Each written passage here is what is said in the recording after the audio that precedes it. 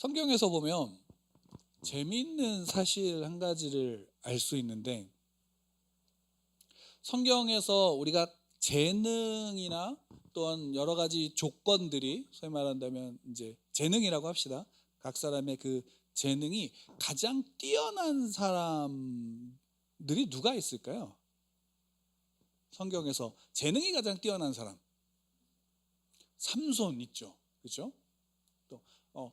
또 가장 재능적으로 본다면 삼손을 능가할 사람은 없을 거예요. 또 누가 있을까요? 저는 아마 개인적으로 따져본다면 삼손이 아마 가장 큰 재능을 받았을 것이고, 그 외에 또 본다면 사울, 오늘 본문에 나온 그 사울도 그 한 사람에 아마 낄 겁니다. 또 한 사람을 꼽자라고 한다면 압살롬을 꼽을 수도 있을 것 같아요. 그가 뭐 어떤 재능이 있다라기보다는 성경에서 그의 머리카락의 윤택함과 또 그의 모습의 아름다움을 이야기하고 있죠. 그리고 또 꼽는다면 가장 완벽한 재능을 가지고 존재한 사람이 한 명 있습니다. 삼손 외에 아담이죠. 아담은 모든 것을 받았죠, 죄를 범하기 전에.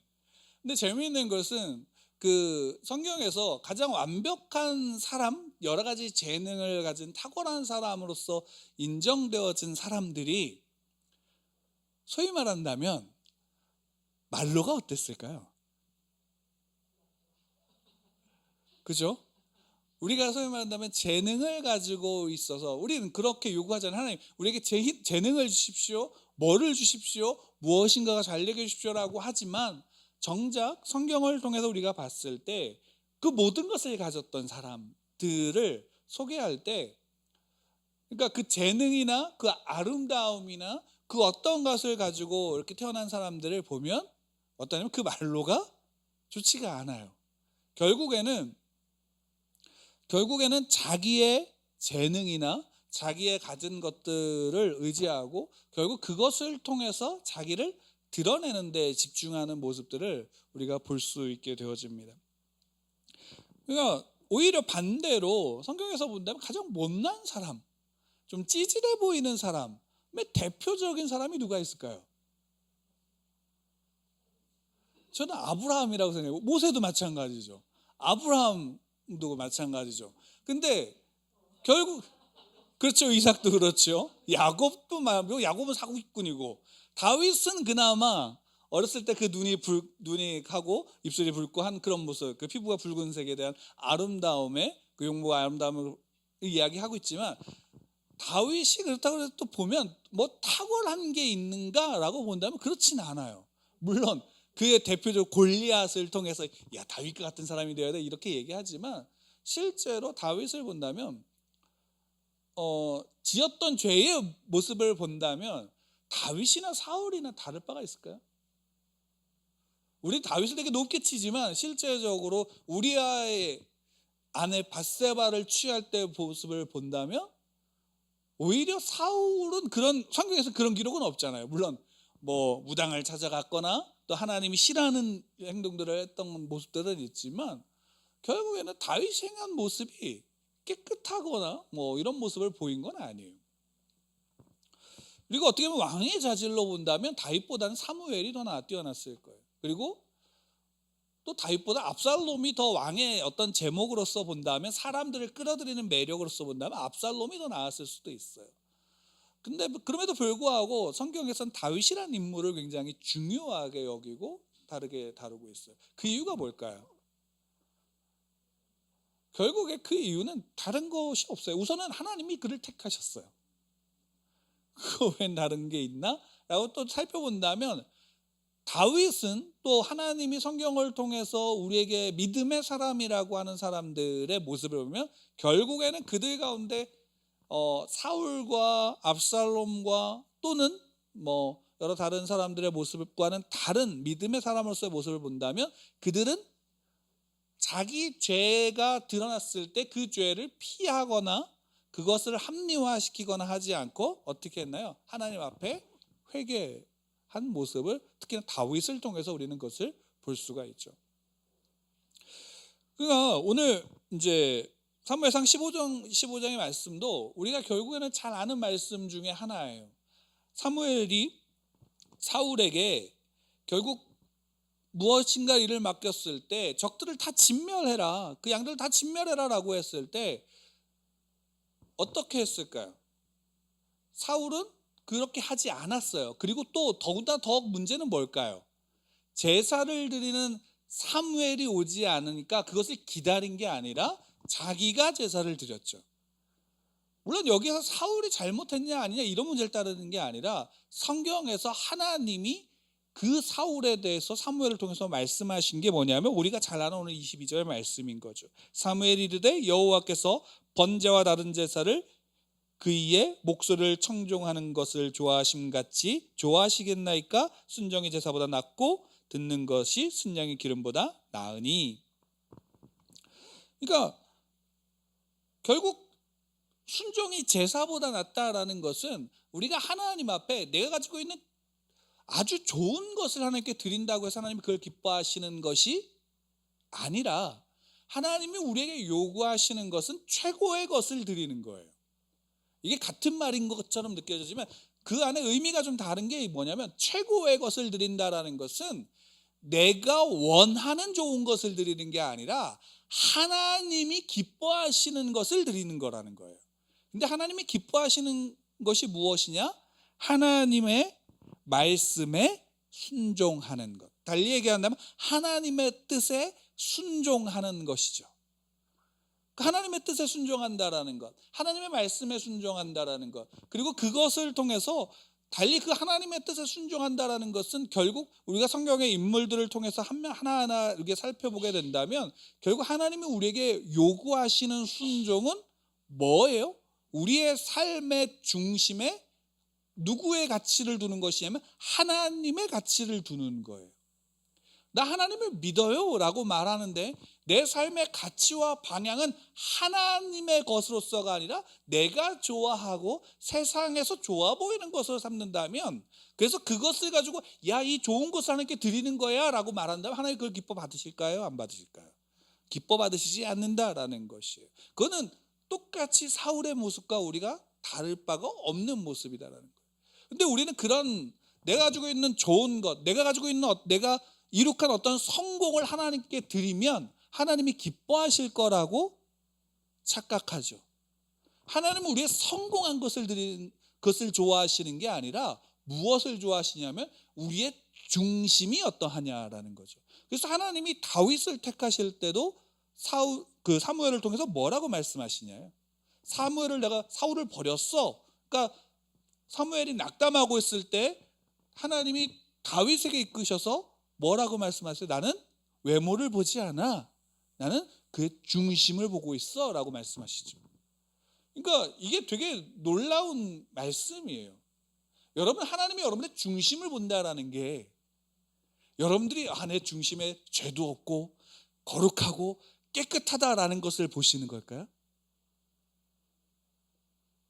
그게 아니다라는 거죠. 왜? 이미 우리의 중심에 하나님이 깨끗게 하시지 않으면 우리는 중심이 깨끗할 수 있어요? 없어요? 없어요.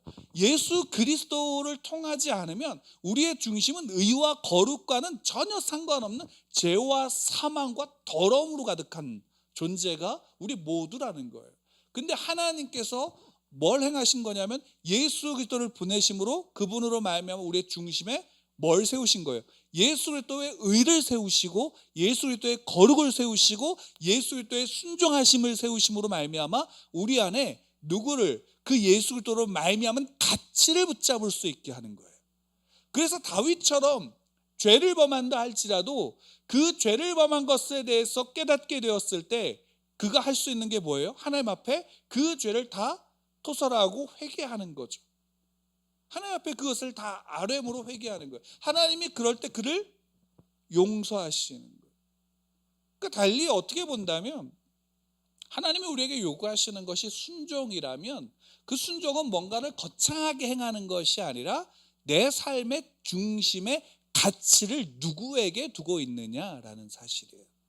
그리고 그것은 어린아이와 같이 내가 모든 것을 다 알고 있어서 하는 게 아니라 어린아이와 같이 내가 깨달은 바를 잘하면서 성숙해져 가면서 그 방향으로 나의 삶을 맞추어 나가는 거죠. 왜 이 말씀을 드리냐면 우리가 지금까지 소요리문답 38문까지를 봤을 때 소요리문답의 38문까지는 어떤 거냐면 우리가 어떻게 본다면 이제 성경에서 이야기하는 어떤 뼈대 중심의 이야기를 한 거예요. 그러면 39문부터는 이제 어떤 것이냐면 우리의 삶의 실제적인 부분들을 우리에게 이야기하는 바가 소요리문답의 이제 39문부터 시작해요. 그러니까 38문, 39문 요 사이를 딱 중심으로 해갖고 전과 후가 나누어지는 게 이제 소요리문답의 구조인데 그 구조 속에 39번째 질문이 이거예요. 하나님이 사람에게 요구하시는 의무는 무엇입니까? 하나님이 사람에게 요구하시는 의무는 무엇입니까? 라는 거죠. 그 답을 이렇게 이야기합니다. 우리 읽어드리면 하나님이 사람에게 요구하시는 의무는 당신이 나타내신 뜻에 복종하는 것입니다. 그러니까 하나님의 뜻에 순종하는 것입니다 라는 사실을 이야기를 하고 있죠.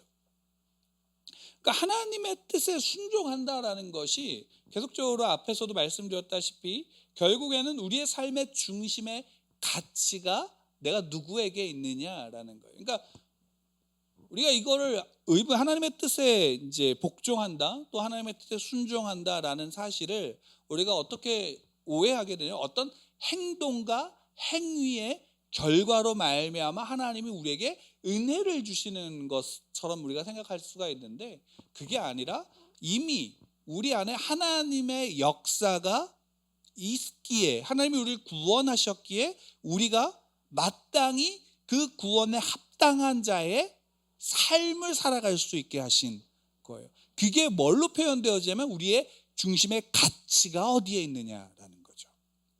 그러니까 내가 살아갈 수 있는 이유가 있다면 뭘까요? 하나님 때문이라는 거예요. 하나님으로 말미암아 내가 살아가는 거예요. 그러니까 달리 얘기하면 이거예요. 내가 건강하지 않아도 이 땅에 살 수 있어요, 없어요? 살 수 있다는 거예요. 내가 가난해도 살 수 있다라는 거예요. 내가 무언가를 배우지 못하고 죄송합니다. 무식하더라도 내가 살 수 있다라는 거예요. 왜? 누가? 하나님이 그렇게 하신다라는 거예요. 하나님. 왜?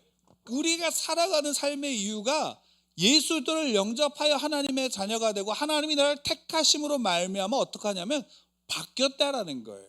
이전에는 건강하지 못하면 살 이유가 없는 것, 부자가 아니라면 살 가치가 없는 것으로 인식되어졌던 인생이 그게 아니야. 하나님이 너의 삶의 이유야 라고 말씀하시는 것. 그렇기 때문에 그 가치가 바뀌어졌고 그렇기 때문에 우리는 어떻게 하냐면 하나님의 뜻에 복종하며 살아갈 수 있게 되어지는 거예요. 근데 여기 놀라운 게 뭘까요? 하나님이 우리가 지난번에 이제 주일날 말씀에서 우리가 함께 나누었지만 하나님의 뜻이라는 게 어떤 뭔가 하나의 행위를 한 것이 하나님의 뜻이 아니에요. 하나님의 뜻은 소위 말한다면 우리의 삶 그 자체예요. 왜? 하나님의 생명을 어디에 두셨어요? 예수 그리스도의 생명을 그 택한 자녀에게 두신 거예요. 그러면 우리는 뭐냐면 그 하나님의 생명으로 말미암아 삶을 살아가는 존재 자체가 하나님의 뜻을 이루고 있는 거예요. 그 사실에 우리가 어떻게 해요? 그 사실을 인정함으로 말미암아 내 삶 속에서 내가 할 수 있는 것은 뭘까요? 하나님의 말씀으로 말미암아 정말로 내가 그 가운데 존재하고 있는지를 날마다 어떻게 나를 쳐서 복종하며 나아가는 거예요. 그때 때로는 나단 선지자처럼 하나님의 사람이 어떤 일을 했을 때 그것에 대한 그 죄를 책망하는 일도 있을 수 있을까요? 없을까요? 있을 수 있는 거예요. 그러나 또한 그 죄 아래서 또한 사망 아래서 낭망하여 좌절하여 넘어져 있는 이들에게 또 누군가를 통해서 아니면 하나님이 친히 성경을 통해서 그를 위로하여 일으켜 세우실 수도 있는 거죠. 그 일이 우리 가운데 너무나도 큰 은혜가 되어지는 거예요. 그래서 세상에서 우리에게 이거는 죄가 아니야라고 말하는 부분도 성경에서 우리에게 죄라고 이야기한다면 세상은 그것에 대해서 따지지 않더라도 우리는 그것에 대해서 하나님의 말씀을 통해서 그들을 정죄하는 데 쓰는 게 아니라 나를 그 안에서 세우는데, 하나님의 뜻과 말씀 가운데 나를 세우는데 사용할 수 있게 되어진다라는 거예요. 그렇지 않으면 우리는 뭐냐면 나는 이렇게 했는데 너는 왜 이렇게 안 해? 라는 정죄에 빠지기가 너무 쉽게 되죠. 왜? 그것을 통해서 나는 이렇게 했는데 너는 안 하고 있어?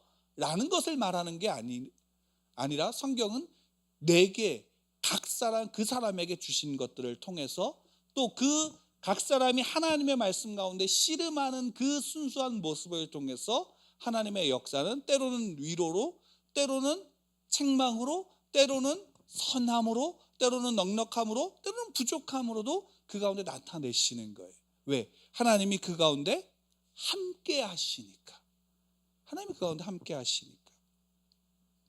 그 일을 우리에게 나타내시는 거예요. 그래서 그러면 이제 그 신학적으로 일반 계시라는 것이 있고 특별 계시라는 것이 있다라고 우리가 잘 알잖아요. 일반 계시는 뭐예요? 일반적인 은혜. 일반 은총이라고도 얘기하죠. 특별 은총, 특별 계시는 뭘까요? 나에게만 특별한 거?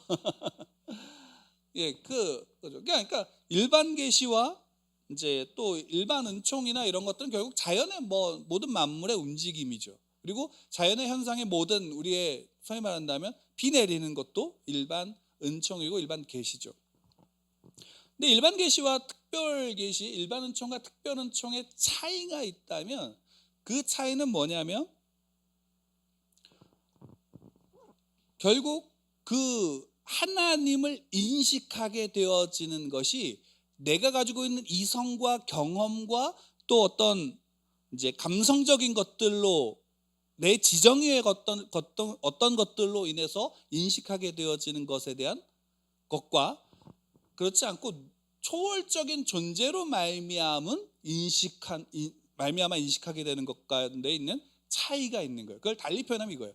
성령이 친히 역사하셔서 인식하게 되느냐 아니냐의 차이가 거기에 있는 거죠.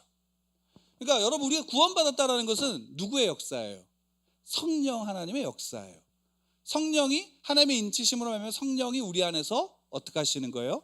구원을 깨닫게 하고 경험케 하는 것, 구원의 역사가 우리 안에 나타날 수 있게 되는 것. 그래서 성령으로 말미암아 우리가 믿음을 고백하고 믿음으로 말미암아 살아갈 수 있게 되는 거죠.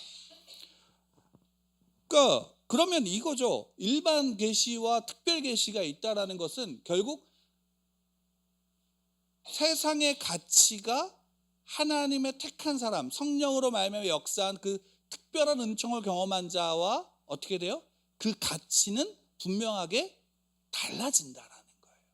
그러니까 우리의 순종은 내가 성공하는 데 있지 않아요.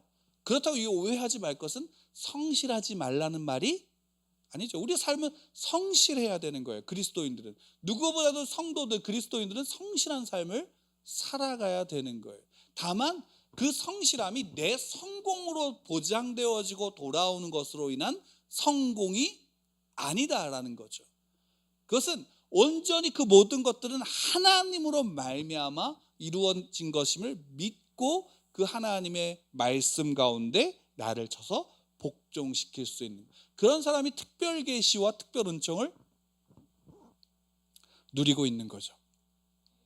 다만 우리가 분명하게 알 수 있는 것, 우리에게 주신 하나님의 사람들에게 주신 특별한 계시는 뭘까요? 성경이죠.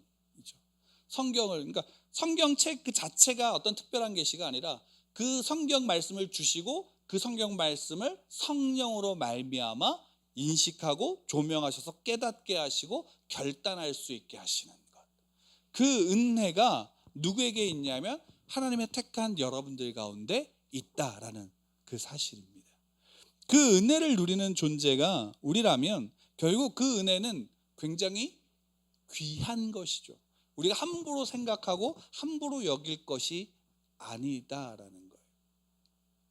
그리고 내 성공과 내가 가진 어떤 성공을 가지고 그것을 판단하는 것도 은혜를 받았다 안 받았다로 판단하는 것이 아니다라는 사실이에요. 이 사실이 우리에게 참 중요한 것은 뭐냐면 이 기준, 그러니까 내 가치가 아니라 하나님의 가치로 말미암아 살아가는 자가 이제 뒤에 나오겠지만 십계명이라든지 또 여러 가지 예수님께서 가르쳐 주신 기도라든지 그런 것들을 통해서 우리에게 실제화가 될 수 있는 거예요. 그러니까 결국 십계명을 지킨다는 건 내가 십계명을 지킴으로 구원받기 위한 것이 아니라 하나님의 가치가 이미 내 안에 있으니까 그 십계명을 어떻게 해요? 내가 지켜나갈 수 있고 지킴으로 말미암아 내가 그것이 의무여서 내가 어떤 그 짐에 짓눌리는 게 아니라 그 은혜를 누릴 수 있는 계명이 되어지는 거죠. 왜? 나를 보게 되어지고 은혜를 경험하게 되어지는 것. 그것이 하나님이 우리에게 허락하신 놀라운 복이다라는 것입니다. 다른 것이 복이 아니죠. 그래서 하나님이 왜 결혼을 해서 두 부부가 사랑하는 사랑을 경험하게 했을까? 왜일까요? 우리가 사랑을 통해서 상대방의 온전한 사랑이 뭐예요? 그의 존재 그 자체를 인식하고 받아들여주는 은혜를 경험하는 거예요. 근데 우리가 보통 알지만 사랑은 눈에 콩깍지가 벗겨지면 어떻게 돼요? 사랑이 아니라 다르게 되죠. 근데 그래서 하나님이 그 두 부부 가운데 열매로 누구를 주냐면 자녀를 주는 거예요. 왜? 자녀는 그 존재 자체로 말미암은 기쁨이 거기에 있기 때문에. 물론 요즘에는 아이들도 중학교 고등학교 가면 우리 엄마가 우리 아빠가 존재로서 나를 사랑하지 않는구나 라는 것을 깨닫게 되는 순간이 있게 되지만 어쨌든 하나님이 가정이라는 것을 통해서 하나님의 나라를 형상화시키는 것, 교회라는 공동체로 말미암아 하나님의 나라를 경험하게 하시는 것은 거기에 있는 거예요. 교회에서 누군가의 필요에 의해서 누군가를 사랑하지 않죠. 그 존재를 인정함으로 함께 그 관계가 형성이 되는 관계 가운데 세워지는 겁니다. 여러분, 그 은혜가 여러분 가운데 더욱더 누려지기를 간절히 축복합니다.